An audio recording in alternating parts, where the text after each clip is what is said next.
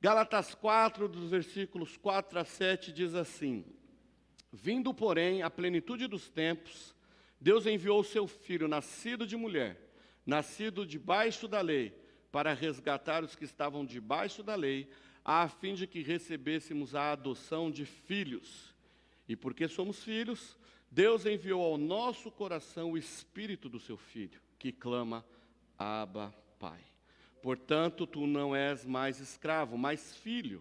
E se és filho, és também herdeiro por obra de Deus. Pai, fala conosco nesta manhã, pois nós queremos ouvi-lo, Senhor. Nós precisamos ouvi-lo, precisamos entendê-lo, precisamos nos relacionarmos com o Senhor. O Teu Espírito já se faz presente aqui entre nós, ó Deus. Eu sei que o Senhor já está tocando em corações aqui. Então, que as nossas mentes e o nosso coração esteja atento à Tua palavra. Assim eu oro, em nome de Jesus. Amém. Estamos falando, sobre paternidade, o nosso encontro, com o Deus Pai.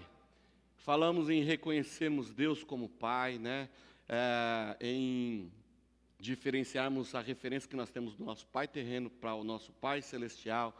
Falamos sobre voltarmos à inocência, Tivemos alguns temas, a adoção na perspectiva do apóstolo Paulo.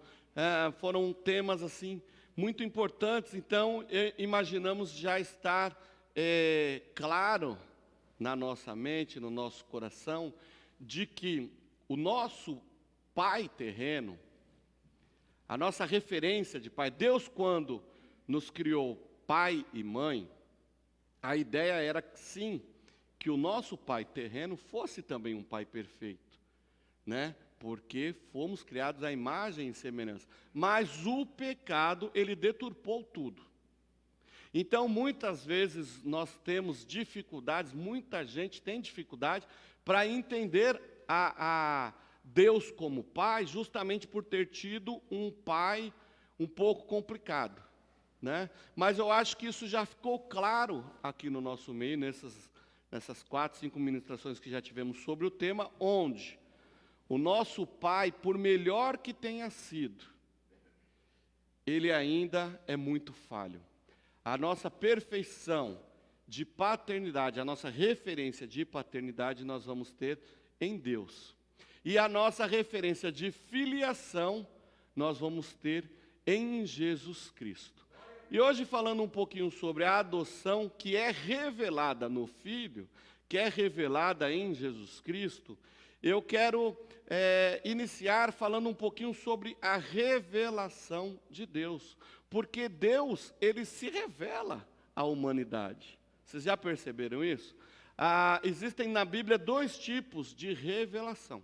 A revelação geral, a revelação universal, e a revelação especial. O que é a revelação geral? Os céus. O Salmo 19 diz, os céus proclamam a glória de Deus, e o firmamento anunciam as obras das suas mãos. Então, quando nós olhamos para o mundo, quando nós olhamos para o universo, as galáxias, as estrelas, tudo que Deus fez, tudo combinando uma coisa com a outra, tudo tão perfeito, as coisas se encaixando, tão bonitinho. Tem que ser muito louco para acreditar que isso foi uma explosão, que isso foi um acaso. Não. Alguém se preocupou em fazer detalhadamente isso. E nós temos a receita de quem fez isso, o próprio Deus. Então, a criação, ela mostra que existe um Criador, que existe o nosso Deus. Então, inclusive Romanos 1:20, vai dizer que os homens são indesculpáveis por não reconhecerem a Deus, por não glorificarem a Deus através da criação. Romanos diz assim, pois os seus atributos invisíveis, seu eterno poder e divindade são vistos claramente desde a criação do mundo e percebidos diante as coisas criadas, de modo que esses homens que não reconhecem Deus, então eles são indesculpáveis. Sempre que eu falo disso, quando eu lembro desses textos, eu me lembro de um parque que eu fui em Curitiba, Parque Tanguá, que é um parque que tem muitas flores. É esse, João? Você já foi por lá, né? É uma coisa assim sobrenatural. Aqui, Jardim Botânico, então tem. Bom, é lá em Minas. Lá em Minas não, em Curitiba. Aqui em São Paulo, na Zona Sul, lá para os lados de Parelheiros, tem um bairro lá que tem a Messiânica. Eu não sei o nome daquele bairro. Que tem também um espaço lá que me lembrou muito lá desse Parque Tanguá, ou Jardim Botânico, que tem lá. Onde você vê diversos tipos de flores. Gente, que são as coisas mais lindas do mundo. São detalhes. Gente, eu nunca fui muito preocupado com flor, não.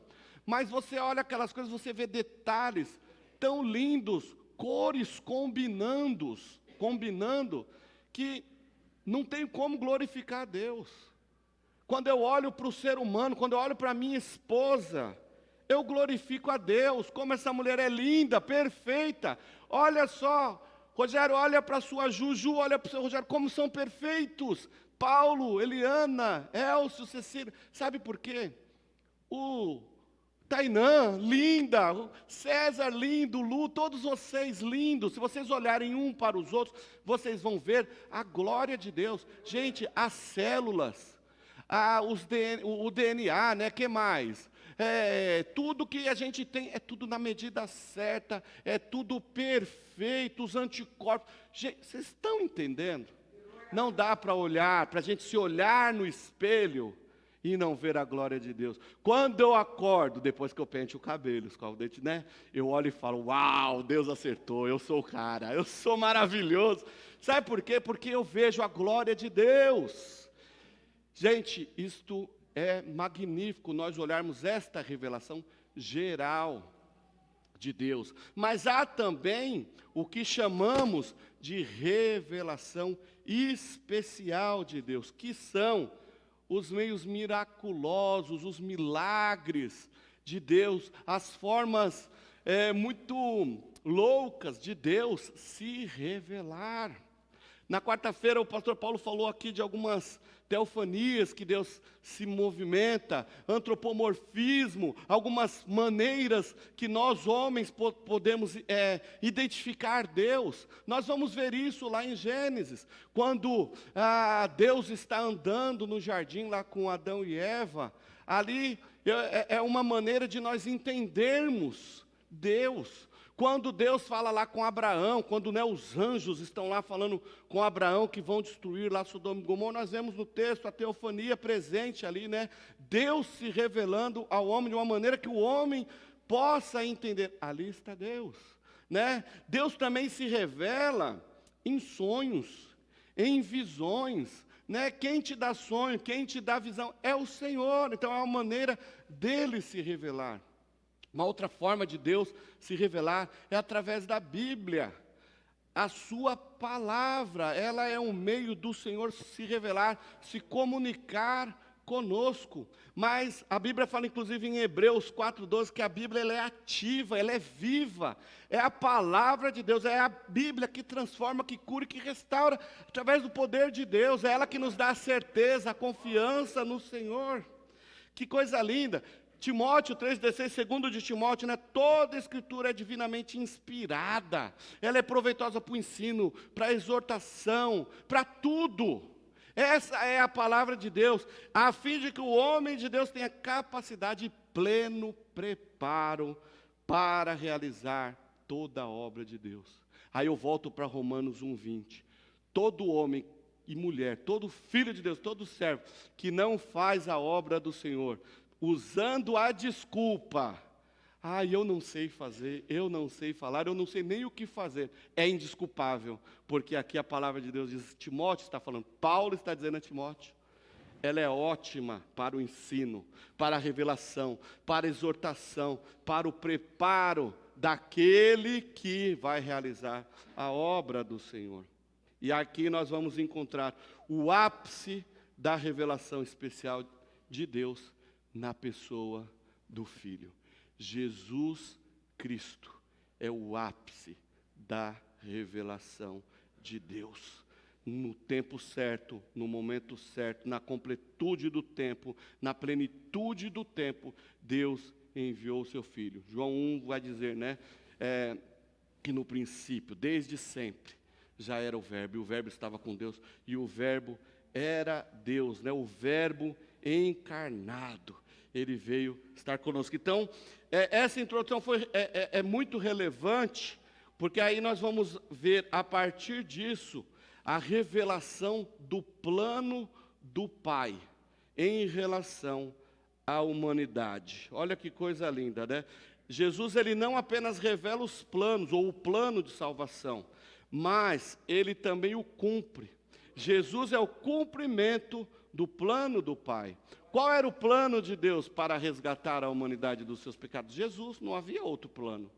Então não existem planos de salvação, existe um único plano de salvação. É o plano A, não tem plano B. É só Jesus, o infalível. Então nós vamos em Jesus ver a revelação do Pai, nós vamos ver em Jesus a revelação da salvação e nós vamos ver a adoção revelada em Jesus.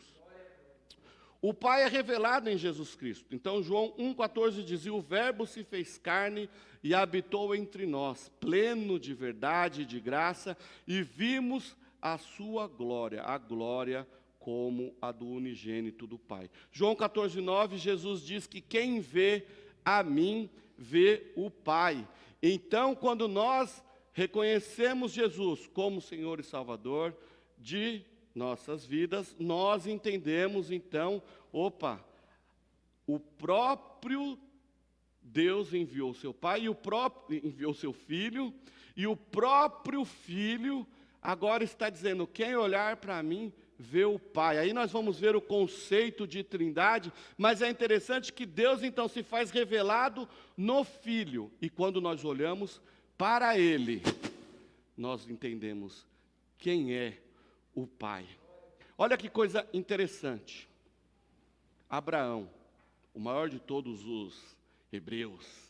Davi, o maior rei dos judeus. Quem mais? Os patriarcas, os profetas, O maior dos profetas, Elias, Isaías, Eliseu. Pode pensar em toda aquela galera do Antigo Testamento. Qualquer um. Todos eles, sem exceção, conheciam Deus como Senhor. Nenhum deles, você não vai encontrar no Antigo Testamento, nenhum deles chamando Deus de Pai. Perceberam isso? Por quê? Porque o Filho que o revelou. Então nós hoje temos acesso ao Senhor, sentamos à mesa, somos adotados em família por causa do Filho. Vê o Pai. Hebreus 1, Tendo Deus outrora falado muitas vezes, de muitas maneiras, aos pais pelos profetas, hoje nos fala através do Filho, que é o herdeiro de todas as coisas, criador de tudo que há. E aí a gente linka com Gálatas, com Romanos, e nós herdamos tudo também. Glória a Deus, Ele é o resplendor da sua glória e a representação do seu poder. Que prazer nós temos em o chamar de Pai. Deus se tornou um homem da pessoa de Jesus para se identificar conosco, inclusive sendo exemplo para todos nós, se revelar a nós, viver entre miseráveis pecadores, mas, acima de tudo, como diz lá em Filipenses, Ele veio para nos providenciar a salvação, mas para isso Ele precisou se humilhar, assumindo a forma de servo, e morrer numa morte humilhante, a morte da cruz. Jesus nos revelou o Pai. Mas Jesus também nos revela, então, o plano da salvação. A salvação é revelada em Jesus Cristo. A salvação, ela é cumprida em Jesus Cristo. João 3, de 16 a 18, porque Deus amou o mundo de tal maneira que deu o seu Filho unigênito, para todo aquele que nele crê não pereça, mas tenha a vida eterna. Pois Deus enviou o seu Filho amado não para julgar o mundo, mas para que o mundo fosse salvo por ele. Quem nele crê não é condenado, mas quem não crê já está condenado, pois não crê no unigênito de Deus. Semana passada nós falamos que somos alvo, né? Nós somos alvos do amor de Deus. E o amor de Deus é Jesus. Jesus é a expressão do amor. Jesus é a expressão desse amor, né? Do amor de Deus. E a salvação é o resultado desse amor. Olha que coisa linda. A salvação vem por meio dele. O único filho, falei a semana passada aqui, gerado, né, a ideia de monogenese, né, mono e genes, que é a ideia de ser uma coisa única, da mesma essência, mas que é separado. Olha que coisa maluca, mas linda, né? Então, assim, o mesmo dele, né, o seu único filho. Então, ele encarna o seu filho, para que este venha viver entre os homens, passando pelas mesmas necessidades, pelos mesmos sofrimentos, carregando os mesmos fardos, mas derramando o seu sangue, o sangue salvífico, porque o único sangue capaz de salvar pecadores precisava ser o sangue do próprio Deus. Então vem Jesus derramar o seu sangue, que era o sangue do Filho de Deus, para a remissão dos nossos pecados. Tudo isso pela graça. Nós recebemos a salvação pela graça, mas essa graça não foi de graça. Foi pago com a vida do Filho de Deus, para a remissão dos nossos pecados. É interessante que o termo graça, né, às vezes a gente simplifica ele, né, que é o favor imerecido que Deus concede ao homem. Mas há muitas implicações nessa simples definição de graça. Não é o tema aqui, mas nós podemos futuramente trabalharmos este tema. Mas essa definição, ela é incompleta. Graça é um atributo de Deus, um componente do seu caráter divino, demonstrada por ele através da bondade para cada ser humano que não a merece. Por mais bonitinho, rico, cheiroso, charmoso, por mais ativista que você seja na igreja, nas suas qualquer coisa, por mais você não merece a graça. Isso é uma obra do Senhor, parte dele, tão somente dele, para cada um dos seres humanos. Deus o Pai não tem obrigação de conceder graça aos pecadores, mas ele o faz por amor, tão somente por amor. A sua graça é estender o seu favor, sua misericórdia, o cuidado para suprir as nossas necessidades. E muitas vezes a gente não absorve ou não entende ou não quer entender, né, essa paixão, esse amor, essa graça sobre as nossas vidas, que muitas vezes nós não entendemos, nós não reconhecemos, porque se nós entendêssemos, a nossa vida seria uma vida radical vivida para o Senhor. Seria uma vida radical para que outros deixassem de ser órfãos, como um dia nós fomos, e entendessem a sua paternidade em Deus. Então nós precisamos também ver que a graça, a salvação, ela é disponível para todos, cada um do ser humano na face da terra. É para todos, para o justo e para o injusto. Porém, ela é eficaz somente àqueles que creem. Não tem jeito, se você não crer em Jesus, nós acabamos de ler em João 3. Aquele que crê não está condenado. Aquele que não crê, porém, já está condenado. E Deus não causa a crença ou a descrença. Né, existe aí a teologia que diz, né, que Deus condenou uns, já planejou, destinou uns lá que vão para o inferno. Eu não consigo imaginar Deus lá no seu trono, no sofá, olhando lá, né, olha lá, aqueles lá vão para o inferno. E aí o povo está indo lá para o inferno e Deus está lá, uau, legal, tal. Não!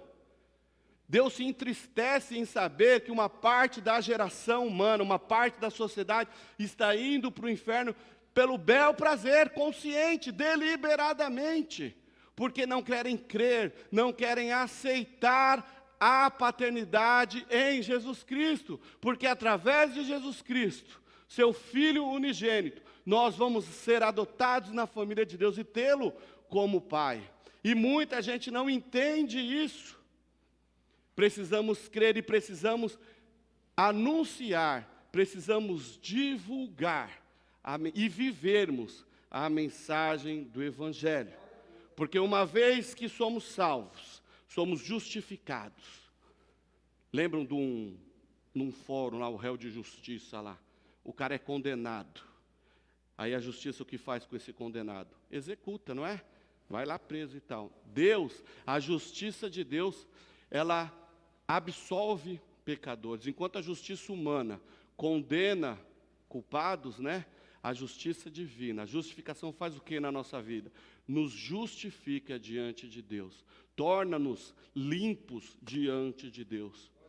Uma vez justificados, somos regenerados, nascemos de novo. E aí entra o processo de santificação, somos santificados. A justificação é um ato imediato de Deus, né? Enquanto a santificação é um processo na nossa vida. Né? Todos os dias nós lutamos contra a carne, então é o processo de santificação. Logo, somos adotados, nós somos aceitos. Né? O Senhor já nos justificou, já nos regenerou, nos santificou. Então agora o que me impede de sentar-me à mesa do Senhor? O que me impede agora de na minha certidão de nascimento estar lá, André Henrique, filho de Deus? É Jesus que nos garante, não sou eu que estou garantindo nada aqui não, é Jesus quem garante a nossa paternidade, por meio dele somos filhos de Deus. Romanos 8, 15 e 16, porque não recebestes um espírito de escravidão, mas recebeste um espírito de adoção, pelo qual clamamos, Abba, Pai. E é interessante que Paulo vai continuar dizendo que o Espírito Santo dá testemunho ao nosso espírito de que somos filhos de Deus. Queridos, se há alguém aqui nesta manhã que não sente no coração a certeza de ser filho de Deus, dobre o seu joelho e busque no Senhor, porque o Espírito Santo nos testifica. Eu tenho certeza de que sou filho de Deus. A alegria que eu sinto neste momento, neste lugar, de sentir a presença de Deus, de estar em família, com a minha casa, com os meus irmãos, esta alegria é o testemunho do Espírito Santo no meu coração, que atesta, André, você é filho de Deus, e CT Osasco, vocês são filhos de Deus, e não há nada que possa dizer contrário, é a palavra de Deus que diz. Isto nos leva então a entendermos um pouquinho, a falarmos um pouquinho sobre a adoção revelada em Jesus. Se na justificação, então, nós temos o direito legal de estarmos diante dele. Na regeneração, a nossa vida interior é mudada, transformada, um novo nascimento. Na adoção, nós fazemos parte da sua família, nós somos aceitos como membros da sua família. A adoção tem a ver com o entendimento de agora termos comunhão pessoal com Deus, de termos um pai relacional. Olha que coisa interessante. E esse Deus, esse pai relacional, ele se agrada em se relacionar com o filho. Vocês já devem ter ido, eu já fui algumas vezes, Renato também, em alguns orfanatos, né? Nós já fomos fazer trabalho evangelístico em alguns orfanatos. Quando uma criancinha lá no orfanato vê um casal chegando, gera uma expectativa. Será que eles vão olhar para mim? Gente, vão visualizando esta cena. Imaginem que vocês são essas criancinhas. Comecem a imaginar isso. As criancinhas olhando lá, será que vão olhar para mim? Ah, será que eu vou ser escolhido dessa vez? Será que vai ser? Agora acho que vai. Eu vou até me arrumar. Aí vai lá, né, pente o cabelo, passa perfuminho, né? Tem crianças que têm essa expectativa. Agora tem criança que não está nem aí. Tem criança que olha e fala, meu, tomara que nem me vejam, porque está bom aqui.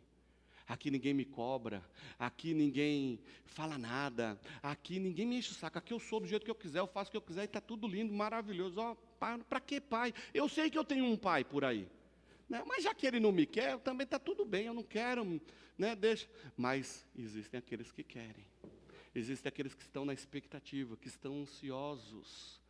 Queridos, Deus é esse pai que chega e olha para os órfãos e quer estar com todos. Deus quer estar com todos, Deus quer receber a todos como filhos, Deus quer receber esses adotados e transformá-los co-herdeiros com Jesus. Gente, olha que coisa linda, tudo aquilo que pertence ao Senhor, nós somos co-herdeiros com Ele. Tudo que minha irmã tem, tudo que meu pai deixar lá para minha irmã, eu tenho direito. Tudo que meu pai deixar para mim, minha irmã também tem direito. Isso é ser irmão. A palavra de Deus diz que nós somos herdeiros com Cristo. Gente, vocês estão entendendo isso? Nós somos herdeiros do céu. Nós somos herdeiros daquilo que o Senhor foi preparar para a sua igreja. Jesus é o nosso irmão mais velho, nele nós temos a condição de herdarmos tudo. É que muitas vezes a igreja está olhando para o agora, por aqui. Eu vou herdar tudo. O que é eu herdar tudo? É herdar dinheiro, é herdar casa, é herdar carro, é herdar isso, é herdar aquilo. A nossa expectativa deve estar no céu. O céu é a nossa herança. O céu é aquilo que nós desejamos, que nós devemos ansiar, desejar, meus irmãos. Nós precisamos realmente entendermos a nossa paternidade, de quem somos filhos. Esse amor deve partir de um filho que ame e que realmente conheça. Aquela criancinha que não está preocupada em conhecer o pai, em ver o pai, ou ter um novo lar, um novo pai, esse sem expectativa é porque nunca vivenciou algo bom, um carinho, um nada. Outros que já estão mais espertos, atentos, esperando receber a paternidade, é porque já imaginam como é ser filho.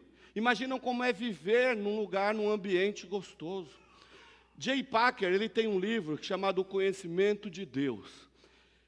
A edição que eu tenho é da Cultura Cristã, mas ele tem uma edição muito antiga da Mundo Cristão. Alguns anos atrás, o pastor Paulo fez uma série de quinta-feira lá, em cima desse livro. Ele tem um parágrafo que diz assim: se quisermos julgar o quanto uma pessoa compreende o cristianismo, devemos descobrir a importância que ela dá à ideia de ser filho de Deus e de ter Deus como seu pai. Se este não for o pensamento que o impulsiona e controla a sua adoração e suas orações, assim como toda a sua perspectiva sobre a vida, significa que ela não entende quase nada sobre o cristianismo. Pai é o nome cristão para Deus. Se nós não entendermos o que a nossa paternidade em Deus significa, nós somos muito rasos no cristianismo. Nós precisamos tirar a comparação do meu pai terreno com o meu pai celeste.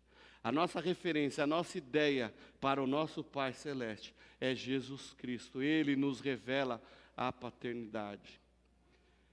Quando eu digo que uma criança tem ideia e outro não tem ideia, outro sabe o que é e outro não sabe o que é, imaginem vocês numa padaria, lá no Iraque. Quem aqui já foi numa padaria lá no Iraque? Eu espero que ninguém, porque foi a minha ideia mais absurda que eu consegui aqui agora. Então, ninguém foi numa padaria lá no Iraque. Quem já foi numa padaria no seu bairro, perto da sua casa? Todos nós já fomos, não é isso? Então, nós temos uma ideia, então, de como é, ou de como deve ser, uma padaria lá no Iraque.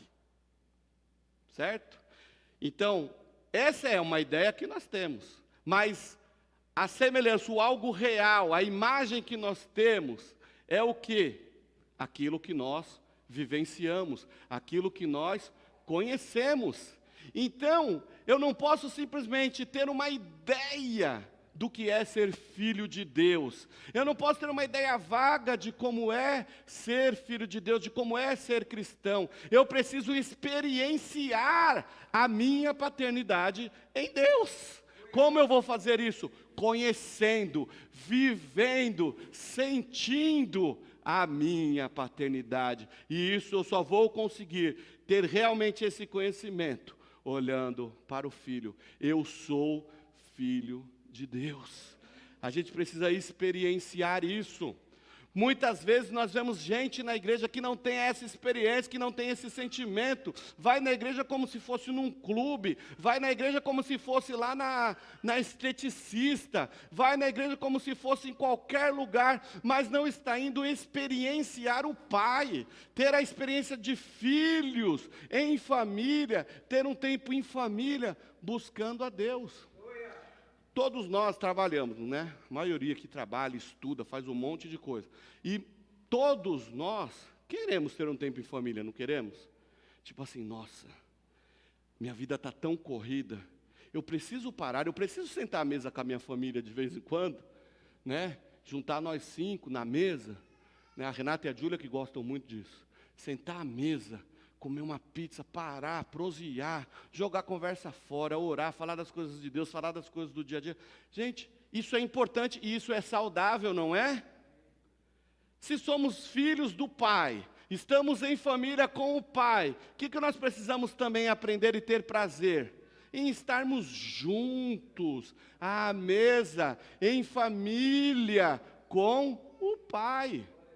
Aqueles 5 minutos que a gente pede em casa, né? Vamos nos reunir 5 minutinhos aqui e tal. É o nosso culto, é o nosso domingo. Como família, precisamos estar em família, experienciando a presença do Pai, juntos aqui. Sabe, irmãos, está tudo bem? Tá. Ô, você não está legal? Ô, o que está acontecendo? O fulano não está aqui, vamos atrás, vamos entender. A gente precisa ter esse prazer. Terça-feira tem grupo de convívio. Nossa, vamos lá, vamos estar juntos, vamos nos deliciar lá. A gente corre o tempo todo com um monte de coisa. É trabalho para lá. Tem gente que trabalha 15, 16, 18 horas por dia. É uma pauleira só a vida inteira. Tal. Não consegue parar. Então, gente, quando temos a oportunidade de pararmos para estar em família e experienciarmos a presença do Pai entre nós, não podemos desperdiçar. Precisamos desejar estarmos com o Pai, nós não podemos estar perdidos dentro da casa do Pai. João 8,41 conta-nos alguns judeus, né, que rejeitaram a Cristo, mas eles até alegavam que eram filhos de Deus. Olha o que diz lá, Jesus falando a eles. Vós fazeis as obras do vosso pai. E eles reagem. Não somos filhos de prostituição, temos um pai que é Deus. E aí Jesus vai lhes responder. Se Deus fosse o vosso pai, vocês me amariam, pois saí de Deus e dele procedo. Não vim por mim mesmo, mas por ele que me enviou. Então, peraí, se vocês fossem o filho do mesmo Pai, vocês me amariam, vocês me desejariam, vocês quereriam estar comigo. Vocês não perderiam tempo, vocês se esforçariam em estar com o Pai. Muitas vezes a igreja brasileira hoje não se esforça em nada pelo Pai. A gente se esforça, a igreja brasileira se esforça por tudo, menos pelo Pai, menos pela expansão do reino. Quantos órfãos nós conhecemos? Quantos órfãos? Eu tenho amigos órfãos que não conhecem o Pai. E eu estou falando de Deus. Vocês têm muitos amigos, parentes, pais, mães, tios, tias, que não conhecem a Deus, que não conhecem a Jesus Cristo. E muitas vezes a gente sabe desses órfãos, mas nós não levamos a paternidade até eles. Nós não lhes apresentamos o Pai. Nós não levamos Jesus até eles. Esse é o mal da presente geração igreja brasileira. Cada um olha para si. E para mim está bom assim. Eu penso em mim aqui agora, no máximo eu penso nos meus 4 que estão lá em casa comigo. Mas o meu do lado eu não me preocupo, o vizinho eu não me preocupo, o meu tio que está lá indo para o inferno eu não me preocupo, esse monte de órfão por aí, a gente não se preocupa em levar Jesus Cristo. A gente precisa, irmãos, se movimentar. Jesus está voltando, irmãos. Jesus está voltando e nós precisamos entender que é nossa responsabilidade levar a mensagem do Evangelho a todos esses órfãos.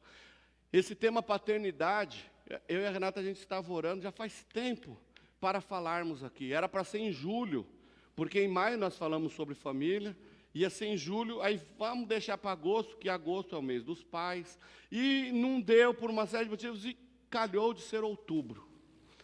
Aí, a gente, olhando, fazendo os estudos, olhando uma coisa aqui, outra ali, o Brasil inteiro, ontem eu falei isso com a Elaine, o Brasil inteiro está falando sobre paternidade.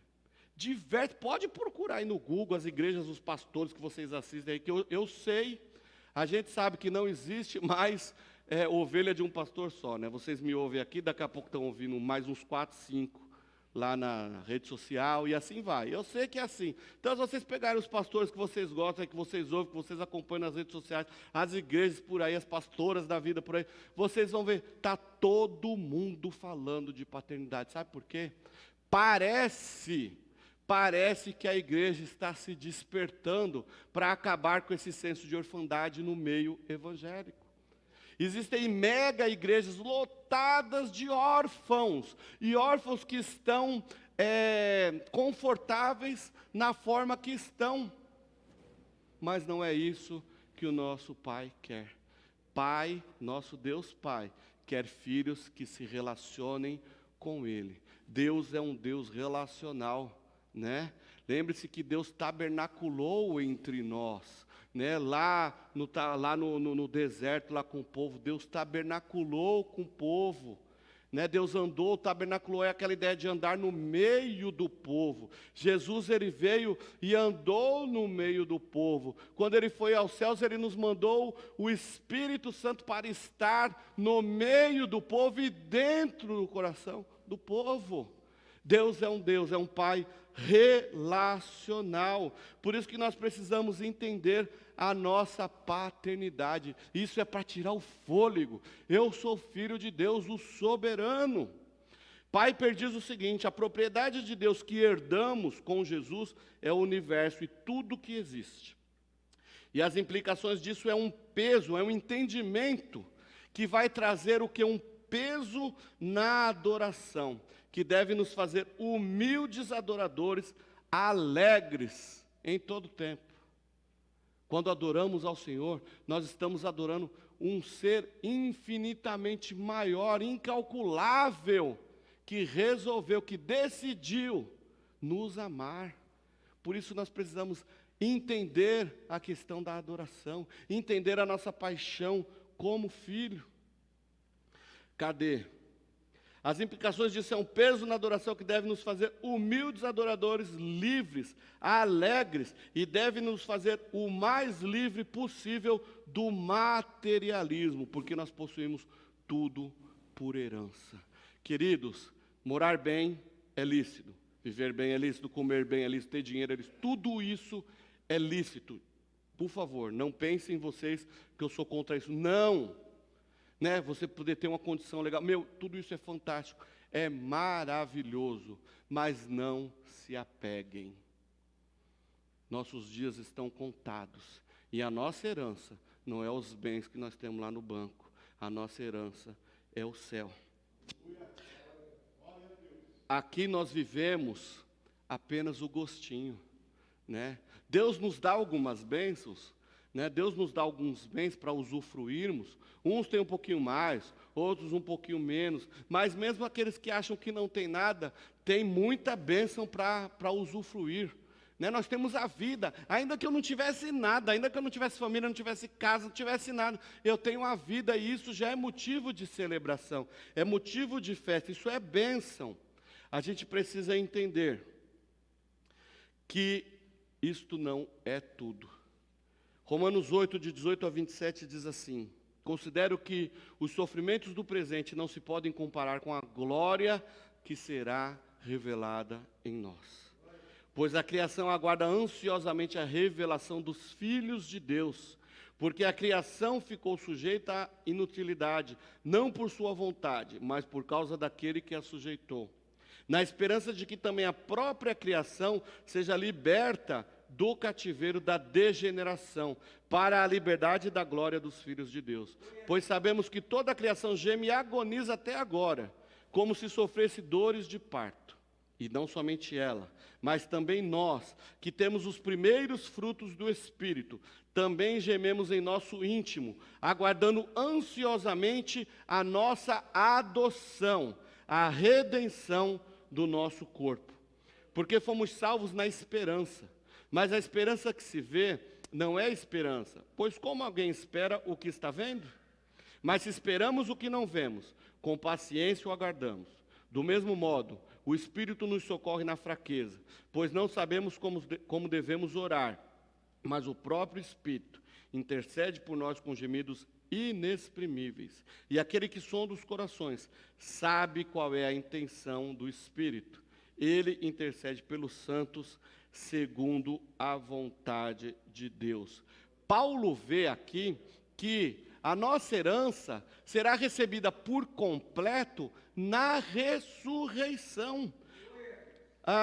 Os versículos lá de 1 João 3, de 1 a 3, também diz, né? Vede quão grande amor o Pai nos tem concedido ao ponto de sermos chamados filhos de Deus, o que realmente, de fato, nós somos, né? Por isso o mundo não conhece e tal. Então, veja só, nós estamos muito focados, preocupados no agora. Agora nós somos filhos. Vede o amor de Deus, né, concedido ao ponto de sermos filhos de Deus. Isso é o agora. Nós já desfrutamos a nossa paternidade agora. Mas veja o versículo 2. Amados, somos filhos de Deus e ainda não se manifestou o que havemos de ser. O já e ainda não. Nós somos filhos, mas ainda não se manifestou o que haveremos de ser. Continuando, versículo 2. Mas sabemos que, ao futuro, quando Ele se manifestar, seremos semelhantes a Ele. Quando o Senhor vai se manifestar? Na ressurreição. Na ressurreição, nós seremos ressurretos. Os filhos que creram, que o aceitaram em vida, morrerão, mas com Ele ressuscitarão e herdarão aquilo que o Senhor nos prometeu. Herdarão a vida eterna, herdarão os céus, herdarão a presença face a face com o Senhor, nosso Deus. Hoje, como eu disse, eu tenho certeza, e nós devemos ter certeza, da nossa adoção, da nossa herança. Hoje nós já podemos usufruir do nome de Deus no nosso RG, podemos dizer assim, desse sobrenome. Rogério, filho de Deus. Moreira, filho de Deus. Jonas, Ariadne, filhos de Deus. Mas nós não podemos esquecer da nossa expectativa de que no futuro viveremos com Ele. Romanos 6:8. Se já morremos com Cristo, cremos que com Ele também viveremos. Cremos que com Ele também viveremos. A morte por crente não é o ponto final, é a vírgula, porque nós viveremos a nossa eternidade com Ele.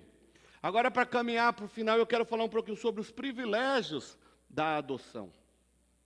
Um dos maiores privilégios da nossa adoção é a possibilidade de falarmos com Deus, diretamente com Ele, e chamarmos Ele de Pai. Mateus 6:9, Pai Nosso. Pai.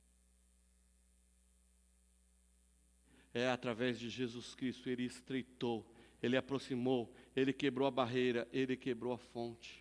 Ele é o nosso Pai. E é importante nós compreendermos que nós somos filhos, né? Gálatas 4:7 nós lemos isso. Nós não somos mais escravos, nós somos filhos. É interessante, isso é importante, porque a comunhão com Deus, como Pai, a ideia da paternidade em Deus, é o fundamento, é a base para muitas outras bênçãos na vida cristã. E torna-se o principal meio pelo qual nos dirigimos a Deus. Como Pai, Ele nos concede amor. 1 João 3:1, acabei de ler, vede quão grande amor nos é concedido pelo Pai ao ponto de sermos chamados filhos de Deus. Como Pai, Ele nos atende. O Moreira pregou aqui quarta-feira no Salmo 103:13. Como um pai se compadece dos seus filhos, assim o Senhor se compadece dos que o temem.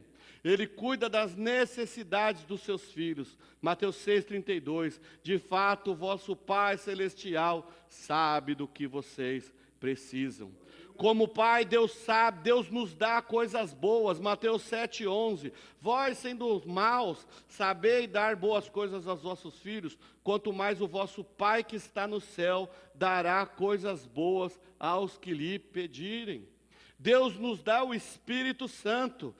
Vós, sendo maus, sabeis dar coisas boas aos seus filhos, quanto mais o Pai Celestial vos dará o Espírito Santo. Ele nos dá a herança do céu. Vocês não são filhos, vocês são herdeiros. E como herdeiros, temos o direito à grande e eterna herança, incorruptível, sem mácula. 1 Pedro 1:4 diz, né, que não se corrompe, que não se acaba.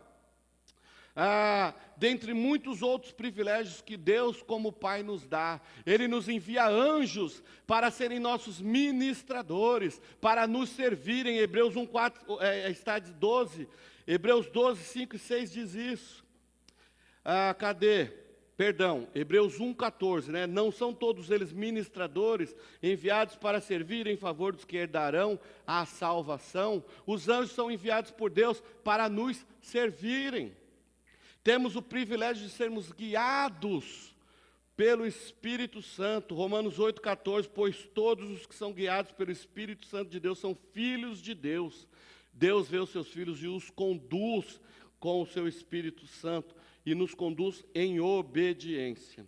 Agora, um dos privilégios que nós temos também pela adoção, que muitas vezes nós não gostamos, muitas vezes nós reclamamos, muitas vezes nós brigamos com Deus, mas não deixa de ser um privilégio, é o privilégio de sermos disciplinados por Deus. Já vos esquecestes do ânimo que Ele vos fala como a filhos? Filho meu, não desprezes a disciplina do Senhor, nem fiques desanimado quando por eles é repreendido, pois o Senhor disciplina a quem ama e pune a todo que recebe como filho. Assim como os nossos pais nos disciplinaram, nos ensinaram, assim como nós temos que disciplinar e ensinar os nossos filhos, o Senhor, como Pai que nos ama, também nos exorta, também disciplina, também de vez em quando vai puxar a orelha. Filho, esteja atento, olhe para mim, não faça isso, me obedeça. O Senhor também faz tudo isso.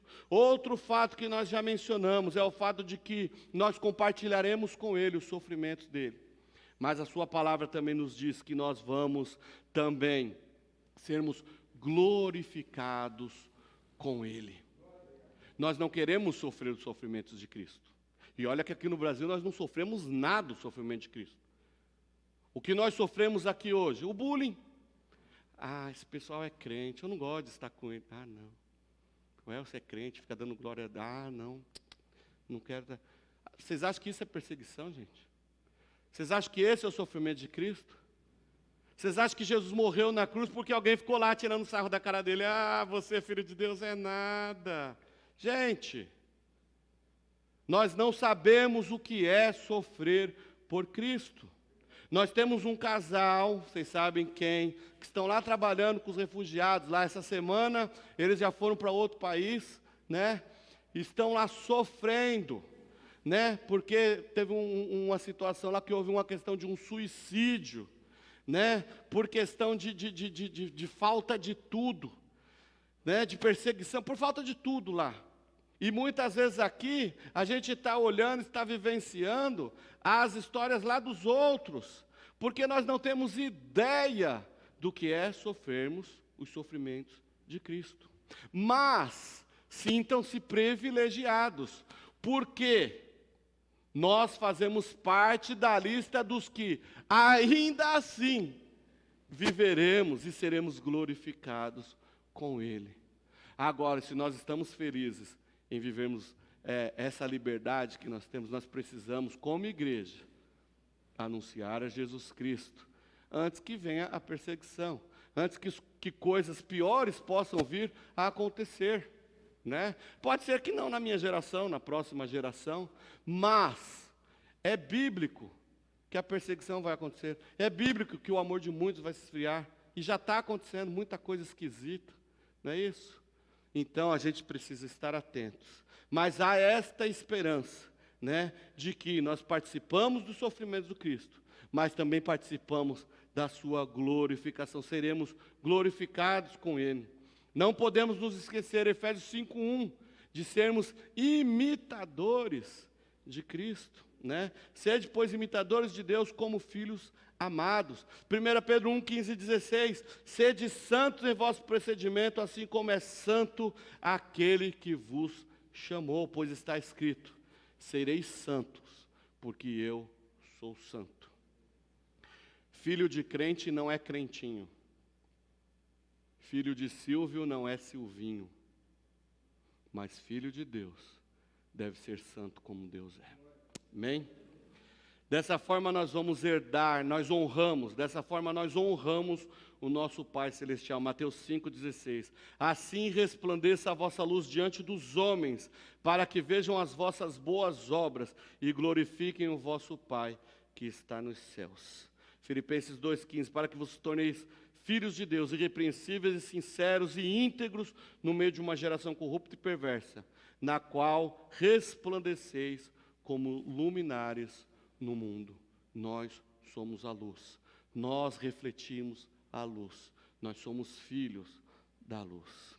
Concluindo, irmãos, Jesus é o ápice da revelação especial de Deus, nós não podemos esquecer isso. Tem a revelação geral e a revelação especial, Jesus Cristo. Nele a adoção é revelada e nele somos aceitos como adotivos. Nele podemos ser chamados filhos de Deus, assim como Jesus também é chamado.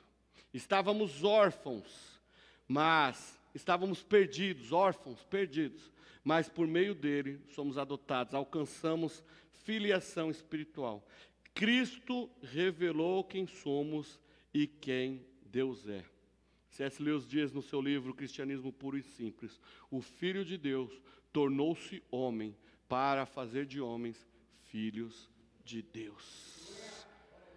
Cristianismo Puro e Simples, um livro que foi aí reeditado agora na capinha verde da Thomas Nelson. O Filho de Deus tornou-se homem para tornar os homens filhos de Deus. Essa revelação deve mudar o curso das nossas vidas, pois não importa o que aconteça, nós temos um Pai. Não importa o que aconteça, nós temos uma paternidade. O Senhor nos revela, o Filho nos revela o Pai. A adoção, Jesus nos revela a adoção. Jesus Cristo cumpre a salvação nas nossas vidas. Amém? Coloque-se em pé.